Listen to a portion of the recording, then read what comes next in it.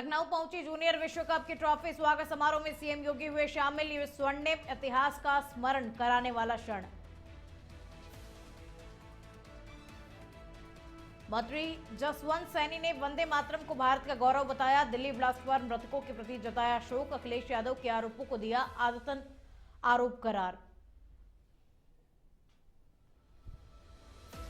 सपा सांसद धर्मेंद्र यादव का केंद्र सरकार पर हमला। एसआईआर प्रक्रिया पर उठाए सवाल। बिहार चुनाव को बताया ऐतिहासिक।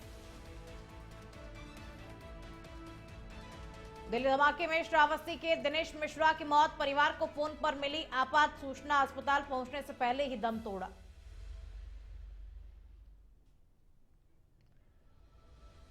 नमस्कार, आप देख रहे हैं इंडिया अहेड। मैं हूं आपके साथ में खुशबू सिंह। तो चलिए बुलेटिन की शुरुआत पहली खबर के साथ में करेंगे। देश भर के विभिन्न शहरों से होते हुए जूनियर हॉकी विश्व कप की ट्रॉफी बुधवार को लखनऊ पहुंची। ट्रॉफी के स्वागत समारोह में मुख्यमंत्री योगी आदित्यनाथ भी शामिल हुए। इस मौके पर उन्होंने कहा कि उत्तर प्रदेश में इस ट्रॉफी का आना उत्तर प्रदेश के स्वर्णिम इतिहास का स्मरण कराने वाला क्षण भी है और हॉकी इंडिया में उत्तर प्रदेश का योगदान अविस्मरणीय है। हॉकी के जादूगर के रूप में विख्यात मेजर ध्यानचंद ने इसी उत्तर प्रदेश की धरती पर जन्म लिया था। उत्तर प्रदेश के अंदर ही मेजर ध्यानचंद की इन स्मृतियों को बनाए रखने के लिए हमारी सरकार मेरठ में मेजर ध्यानचंद स्पोर्ट्स विश्वविद्यालय के निर्माण का कार्य कर रही है और इसके साथ ही भारतीय हॉकी से जुड़े हुए और भारतीय हॉकी के बहुत ही यशस्वी खिलाड़ी के.डी. सिंह बाबू का जन्म भी उत्तर प्रदेश में ही हुआ था। उनकी स्मृति को जीवंत बनाए रखने के लिए बाराबंकी में स्थित उनके पैतृक आवास को एक बेहतर म्यूजियम के रूप में बनाए जाने के लिए उत्तर प्रदेश सरकार वर्तमान में कार्रवाई कर रही है।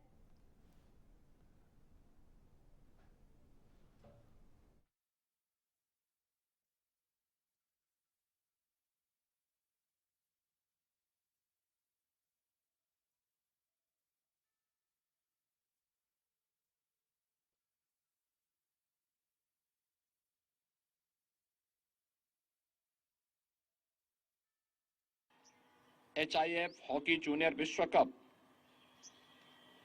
की ट्रॉफी आज उत्तर प्रदेश की राजधानी लखनऊ में आई है। मुझे बताया गया कि 14वें HIF हॉकी जूनियर विश्व कप वर्ल्ड कप में 24 टीमें प्रतिभाग कर रही हैं, जिनमें भारत, जापान, चीन, Spain, Belgium, New Zealand, Switzerland, Chile, Ireland, Canada, दक्षिण अफ्रीका, बांग्लादेश, दक्षिण Korea, Australia, France, Austria, England, Malaysia, Netherland, Namibia, मिस्र, जर्मनी, अर्जेंटीना और ओमान, ये सभी इसमें प्रतिभाग कर रही हैं। मुरादाबाद के भाजपा कार्यालय में मंत्री जसवंत सैनी ने वंदे मातरम, दिल्ली ब्लास्ट, बिहार चुनाव, बाबा धीरेन्द्र शास्त्री और आजम खान के मामले पर स्पष्ट बयान दिए। उन्होंने वंदे मातरम को भारत के गौरव और स्वतंत्रता संग्राम की प्रेरणा बताया और इसके खिलाफ आपत्ति करने वालों को मानसिकता सुधारने की नसीहत दी। दिल्ली ब्लास्ट पर उन्होंने मृतकों के प्रति शोक व्यक्त किया और दोषियों पर सख्त कार्रवाई का भरोसा दिया। बिहार चुनाव में अखिलेश यादव के आरोपों को आदतन आरोप बताते हुए कहा कि चुनाव निष्पक्ष रहा और वोट चोरी की राजनीति विपक्ष पर थोपना निराधार है और बाबा धीरेन्द्र शास्त्री के बयानों को व्यक्तिगत बताया और राजनीति से अलग रखा। आजम खान के हेट स्पीच मामले में कहा कि न्यायालय का फैसला सर्वोपरि होगा और कानून प्रक्रिया का सम्मान किया जाएगा।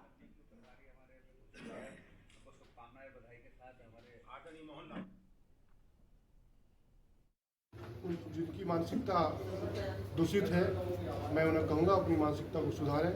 वंदे मातरम भारत के गौरव का गीत है और देश के स्वतंत्रता संग्राम के योद्धाओं ने वंदे मातरम का गीत गा करके देश के लिए अपने प्राण पर न्यौछावर किए हैं। हम सबको उसका मुरादाबाद में समाजवादी पार्टी के सांसद धर्मेंद्र यादव ने दिल्ली ब्लास्ट पर केंद्र सरकार पर हमला बोलते हुए कहा कि सरकार केवल चुनाव पर ध्यान न देकर कानून व्यवस्था और सुरक्षा पर ध्यान दे।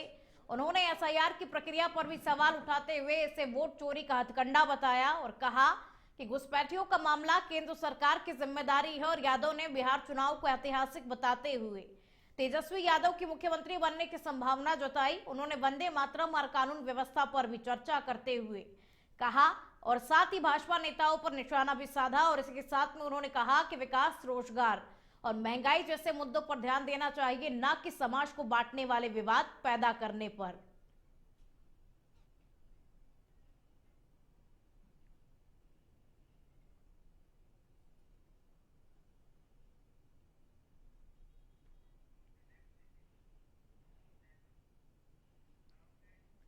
और अब खबर श्रावस्ती से है, जहां गणेशपुर के मदरा चिकनी पूर्वा निवासी युवक दिनेश मिश्रा के दिल्ली में हुए भीषण धमाके में दर्दनाक मौत हो गई। धमाके के बाद में परिवार लगातार फोन कर रहा था, लेकिन दिनेश का संपर्क नहीं हो पाया। रात लगभग 11 बजे किसी अनजान व्यक्ति ने फोन कर लोकनायक अस्पताल की इमरजेंसी आने के लिए कहा, पर जब परिजन दिल्ली पहुंचे तब तक दिनेश की मौत हो चुकी थी। और मृतक के पिता ने बताया कि उन्हें घटना की जानकारी टीवी समाचारों से मिली। गांव में मातम का माहौल इस वक्त पसरा हुआ है और परिजन गहरे सदमे में हैं। प्रशासन ने हर संभव मदद का भरोसा दिया। समाजवादी पार्टी के सांसद राम शिरोमणि वर्मा ने परिवार से मुलाकात कर संवेदनाएं भी व्यक्त की।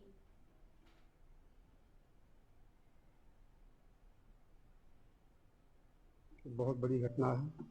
श्रावस्ती में क्षति जो हुई है, दिनेश मिश्रा जी अभी 2 दिन पहले अपने घर से दिल्ली के लिए गए थे।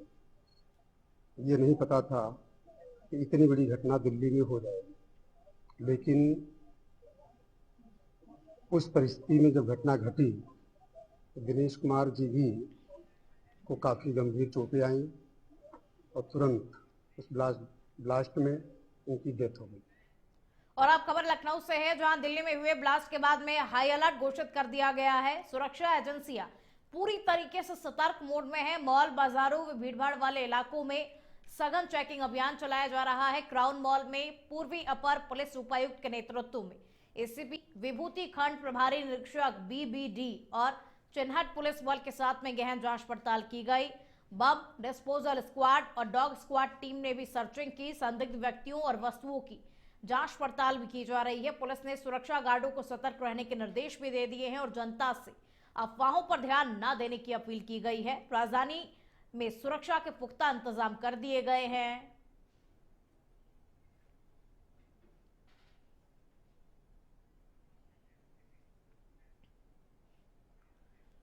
और अब खबर जालौन से है, जहां दिल्ली में हुए ब्लास्ट के विरोध में उरई में हिंदू संगठनों ने आतंकवाद के खिलाफ पुतला दहन किया। शहीद भगत सिंह चौराहे पर आयोजित इस प्रदर्शन में लोगों ने जमकर के नारेबाजी की और पाकिस्तान पर आतंकियों को संरक्षण देने का आरोप लगाया।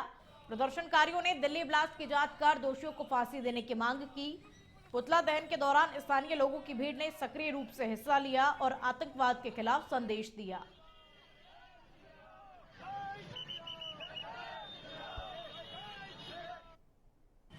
ये मामला ये है कि जो आतंकवादियों द्वारा कल रात्रि में दिल्ली में जो कांड किए गए हैं, उसके खिलाफ में आज जो है पुतला फूंक करके उनका विरोध प्रदर्शन किया गया। मेरा नाम अंकित पाठक है। हमारा एक संगठन चलता है हिंदुत्व सुरक्षा सेना के नाम से, जिससे भूपेश तिवारी जी जिलाध्यक्ष हैं, मनोज तिवारी प्रदेश अध्यक्ष है, मैं राष्ट्रीय अध्यक्ष हूँ। ये हमारी पूरी टीम है जनपद जालौन की। और अब खबर उन्नाव से है, जहां प्रभारी मंत्री धर्मपाल सिंह ने विकास भवन में पन्नालाल सभागार में अधिकारियों के साथ में कानून व्यवस्था और विकास कार्यों की समीक्षा बैठक की। बैठक में जिलाधिकारी गौरांग राठी, पुलिस अधीक्षक जयप्रकाश सिंह और सांसद साक्षी महाराज समेत कई अधिकारी मौजूद रहे। मंत्री ने कहा कि उन्नाव में पुलिस मेहनत के साथ में काम कर रही है। रात 9 बजे से 12 बजे और 12 बजे से 5 बजे तक और शाम 6 बजे से लेकर के 11 बजे तक विशेष गश्त की व्यवस्था की गई। और हाल ही में 12 स्थानों पर मुठभेड़ में 13 अपराधी गिरफ्तार किए गए। साइबर क्राइम पर सख्त नियंत्रण किया जा रहा है। टॉप 10 अपराधियों की निगरानी, लंगड़ा ऑपरेशन और सख्त कार्रवाई के निर्देश भी दिए गए। उन्होंने विपक्षी बयानों की निंदा करते हुए कहा कि देश की मिट्टी में पवित्रता बनाए रखना हर नागरिक का कर्तव्य है। हालांकि धमाकों पर उन्होंने कहा कि प्रधानमंत्री मोदी और गृह मंत्री अमित शाह ने गंभीरता से इस मामले को लिया है और आतंकवाद को जड़ से खत्म करने का संकल्प लिया गया।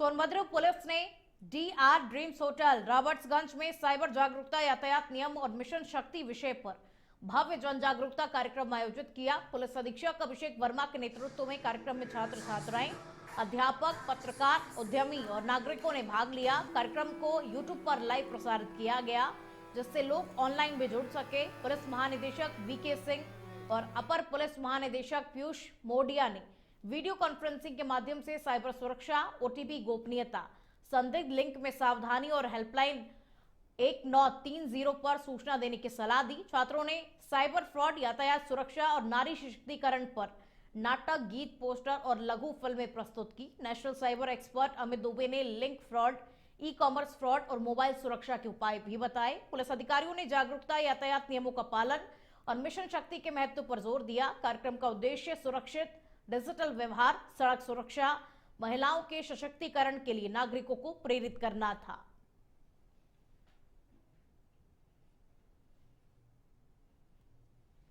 देखिए, आज पुलिस महानिदेशक उत्तर प्रदेश महोदय के निर्देशन में सभी जनपदों में इस तरीके से जागरूकता के कार्यक्रम हो रहे। उसी क्रम में बनारस जोन में पहला जनपद है जनपद सोनभद्र, जहाँ पे साइबर जागरूकता का और मिशन शक्ति ट्रैफिक अवेयरनेस का एक हाइब्रिड मोड में कार्यक्रम किया गया था।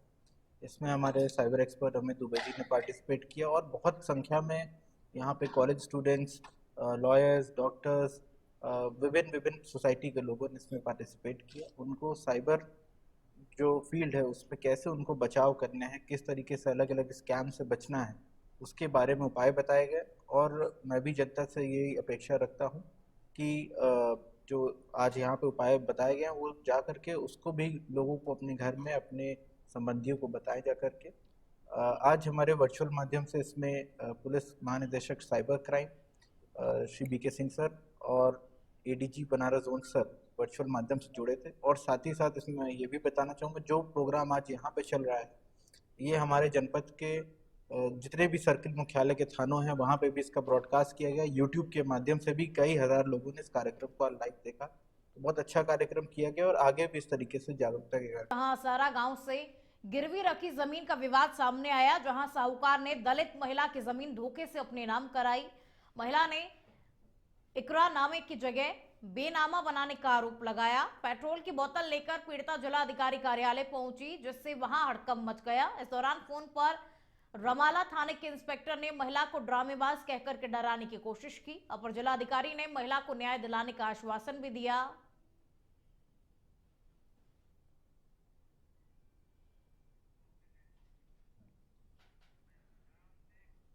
और अब खबर मुरादाबाद से है, जहां आयोजित एक कार्यक्रम में भाजपा के एमएलसी जयपाल सिंह व्यस्त ने कहा कि अब सभी मान्यता प्राप्त मदरसों में भी वंदे मातरम और राष्ट्रीय गीत गाना अनिवार्य होगा। उन्होंने बताया कि सरकार का उद्देश्य राष्ट्रभक्ति और देश प्रेम की भावना को हर शिक्षण संस्थान तक पहुंचाना है। जयपाल सिंह ने मदरसा शिक्षकों और प्रबंधन से अपील की कि वो इस आदेश का स्वागत करें और छात्रों में देशभक्ति की भावना को बढ़ाएं। उन्होंने स्पष्ट किया कि यदि कोई संस्था या व्यक्ति इसका पालन नहीं करता तो उसकी जिम्मेदारी स्वयं की होगी। उन्होंने वंदे मातरम को भारत की एकता और गौरव का प्रतीक बताया। वंदे मातरम राष्ट्रीय गीत की 150वीं वर्षगांठ आयोजित हो रही है और पूरे देश भर में आयोजित हो रही है। इस विषय के लिए केंद्र सरकार के मंत्रिमंडल ने निर्णय लिया है। उस निर्णय के अनुपालन में देश के प्रत्येक राज्य में वंदे मातरम राष्ट्र गीत का जिसको काट दिया गया। मिर्जापुर के शहर कोतवाली क्षेत्र के बमन नैया टोला मोहल्ले में अवैध रासायनिक भट्टियों से निकलने वाले जहरीले धुएं से आधा दर्जन लोग बीमार हो गए। स्थानीय लोगों का कहना है कि आवासीय इलाके में लंबे समय से ये बड़ी बड़ी भट्टियां चल रही हैं, जबकि एनजीटी के रोक के बावजूद प्रशासन की ओर से कोई लापरवाही नहीं आ रही है। कच्चे कोयले से उठने वाले धुएं के कारण इलाके में सांस के मरीजों की संख्या लगातार बढ़ रही है और साथ ही प्रदूषण से लोगों का जीना दुर्भर हो गया है। बावजूद इसके वायु प्रदूषण रोकने के लिए कोई भी ठोस कदम नहीं उठाया गया।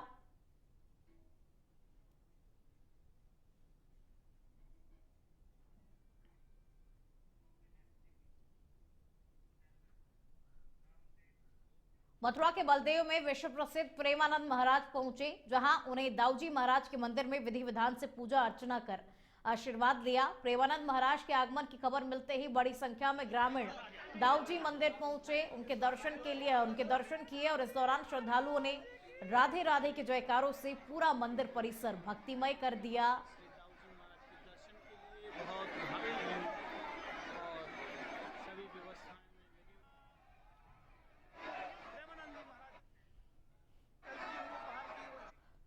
हमीरपुर जिले में मुस्करा थाना क्षेत्र के इमालिया गांव में बुधवार सुबह एक युवक का शव खेत में पड़ा हुआ मिला। सूचना मिलने पर पहुंची पुलिस और फील्ड यूनिट ने मौके पर जांच पड़ताल की, साक्ष्य एकत्र किए। शव के पास में शराब की बोतल, डिस्पोजल ग्लास और उसकी बाइक भी पास में ही खड़ी मिली। फिलहाल पुलिस इस पूरे मामले को लेकर के हर एक पहलू से जांच पड़ताल कर रही है।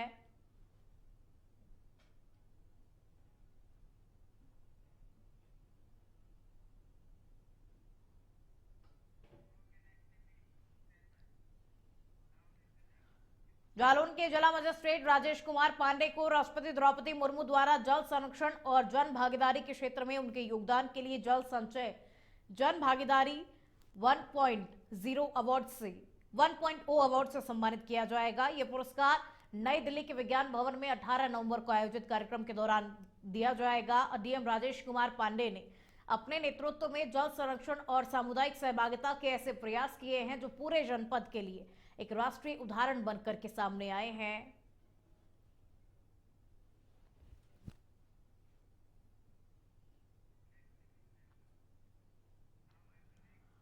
बदायूं में पत्नी और ससुरालियों की प्रताड़ना से तंग आकर के एक युवक की आत्महत्या करने के मामले में पुलिस ने 5 लोगों के खिलाफ मुकदमा दर्ज किया। इन पर आत्महत्या के लिए उकसाने का आरोप है। दर्ज एफआईआर में मृतक राहुल दुबे की पत्नी दुर्गा समेत उसके दोनों भाई छोटू और राजू, 2 बहनें पूजा और ललिता नामजद है।